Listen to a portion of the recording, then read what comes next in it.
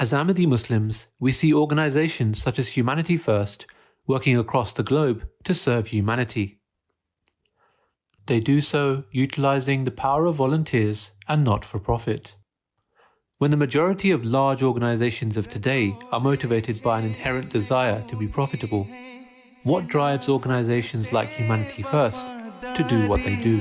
उसी का हूँ गुलाम अदना, उसी का एक Ansari. Some of the largest and most recognizable businesses in the world are reaching record-breaking levels of wealth. But at the same time, we see the neglect of the rights and even safety of their workers, simply to ensure that their profit margins increase.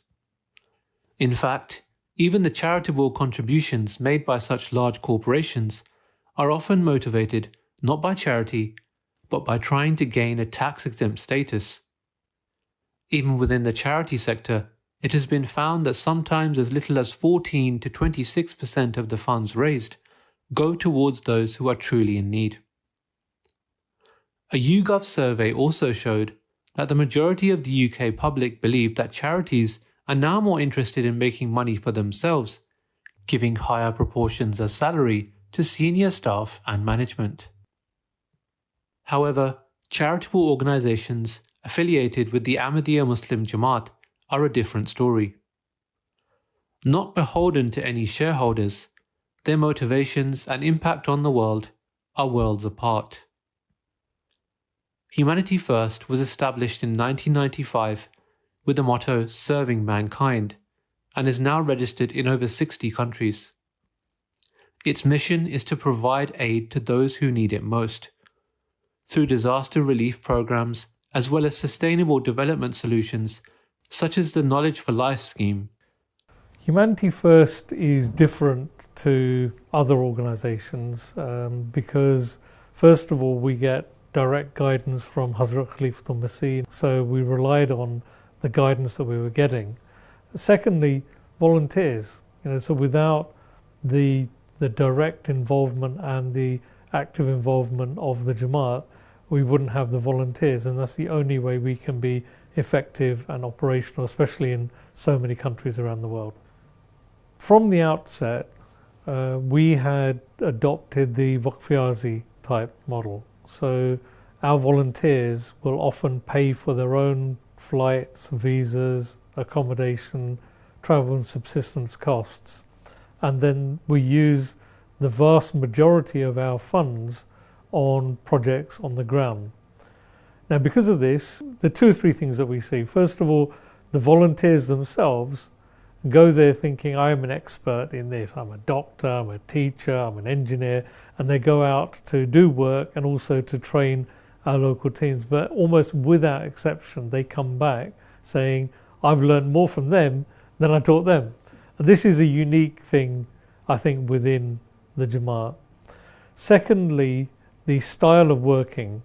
As I said, we adopted the Waqf-e-Arzi model. This also means that when we're traveling, we travel in remote parts of Africa, Asia, wherever we are, in bone crushers, typical the trucks that you find in Africa, or double buggies. We don't go in big air-conditioned, jeeps or what have you. Secondly, when we're staying, we tend to stay in local centres. We're there for a different purpose, and so we don't expect to have luxury. Whereas when we see colleagues from other charities out there, we often find that they are flying first class, that they're staying in luxurious hotels, traveling in luxury, which is fine. They are professionals, they are doing it on that basis. But what I would say is that going with that niyat, that we're going in a Waqf-e-Arzi style to use the maximum of our efforts and our funds to help people on the ground, I think the results we see are far above and beyond what other charities achieve, and they say that to us.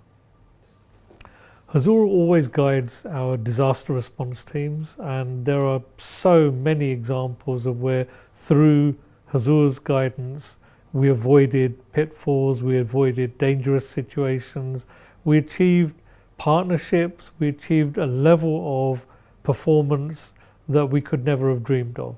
If I think back 8 years ago to the Ebola crisis that affected Sierra Leone, Liberia and Guinea, and even there were 1 or 2 cases in Nigeria and Mali, with Huzur's guidance, we had a team of 43 working in Sierra Leone. There were tens of thousands of cases of Ebola in Sierra Leone. So many people died. Our teams were working at all of the major bus stops between Freetown and Wellington and Waterloo. And whether they were placed at Calabar Town or any of the other bus stops, they were facing the general population. They were doing temperature checks for them, they were providing them with water, they were isolating potential cases and arranging for them to go to a clinic or hospital and isolate them. And yet, alhamdulillah, they did amazing work. They reached over 1.2, 1.3 million people in Sierra Leone alone, and we didn't have any illness or any issues amongst our teams. They were very brave. I was fortunate to go a few months later and present awards to a lot of our volunteers, but we couldn't have done what they did. And what they did, the bravery that they showed and their safety, is an example of the prayers that were behind them. Some of the projects that Humanity First is involved with, such as the Water for Life scheme and the Model Village project, require technical expertise and skills. And so it sometimes turns to another organisation in the community to find volunteers. The International Association of Ahmadi Architects and Engineers, or IAAE for short. IAAE was founded in 1980 by Hazrat Mirza Nasir Ahmad Rahmallah Alayh. Professionals around the world would take time from their everyday jobs to help people in developing countries, oftentimes staying in remote locations, to build and restore amenities. The motivation for IAAE members is always His Holiness. And I make sure that they feel it, because whenever we go on a project with my engineers who have gone to Africa, to various parts, they come and they relate their stories to Huzur. Huzur, we were in this village, I was sleeping there, and I saw a snake coming up, during the night. So stories like that, are actually quite motivating as well, And Huzur himself mentions that, oh, why are you afraid? Then he gives his own stories of the way some snakes were in his room or something like that, and gives us a lot of encouragement that way.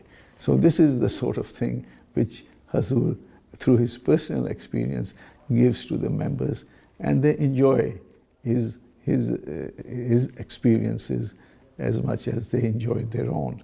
And I think in a way we can say this is how we differ from other NGOs as well, that our leader, our Imam, has gone through all those sacrifices himself, and he knows what we will face. And then he reassures us that don't worry, God is with you.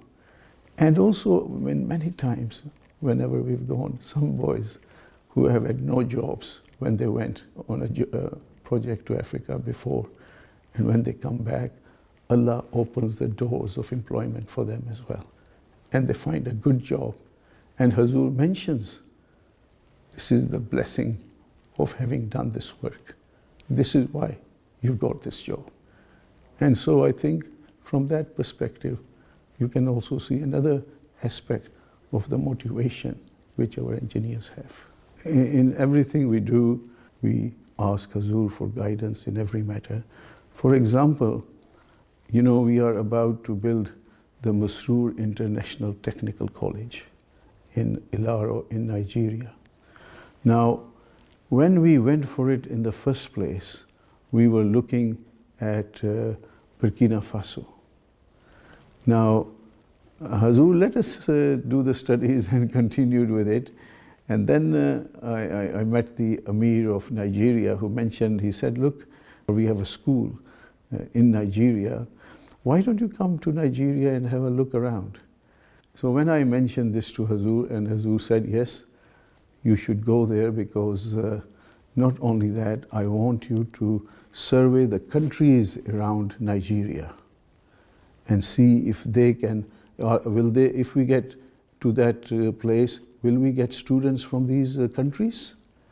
So I followed his instructions and I went to countries like Benin and Ghana and other places around Nigeria and tried to see if students from there would be ready to go to this college. And so it was. Alhamdulillah, when I discussed with some students in Benin, in Ghana, and they said, look, we are already going to Nigeria because it is the hub of technical excellence in the area, and all of us go to Nigeria. So that instruction from Hazur was very, very valuable. And I think if we had built it in Burkina Faso, we would have suffered because it's in a remote location and I don't think we would have had the students we were looking for. And then, because one of the things which Hazur has always pointed out to us, it's not only you build something, but you've got to make it run afterwards. And so we may have built it, but we may not have been able to run it properly. So I checked in Nigeria where we had the science school, and that was paid for by the students. And Alhamdulillah, it was running very well within the budget. So that also assured me that if we build a college here next to the school, then inshallah this will also run very well.